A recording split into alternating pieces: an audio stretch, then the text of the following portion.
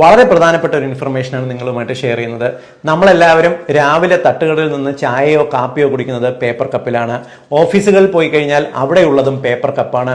നമ്മൾ ഫംഗ്ഷൻസിന് പോയി കഴിഞ്ഞാൽ മോര്, പായസം, വെള്ളം, രസം എല്ലാം വാങ്ങുന്നത് നമ്മൾ ഈ പേപ്പർ കപ്പുകളിലാണ്. പേപ്പർ കപ്പുകൾ സേഫ് ആണെന്ന് നമ്മൾ വിചാരിക്കും. പക്ഷേ IIT ഗോരഖ്പൂരിൽ നടത്തിയിട്ടുള്ള പഠനത്തിൽ ഇത് ഏറെ അപകടകരമാണെന്ന് തെളിഞ്ഞിട്ടുണ്ട്. ഇതിനകത്ത് വളരെ തിന്നായിട്ടുള്ള ഒരു പ്ലാസ്റ്റിക്കിന്റെ ഒരു കോട്ടിംഗ് ഉണ്ട്. പോളിയെത്തിലീനിന്റെ ഒരു കോട്ടിംഗ് ആണ് ഇതിനകത്തുള്ളത്.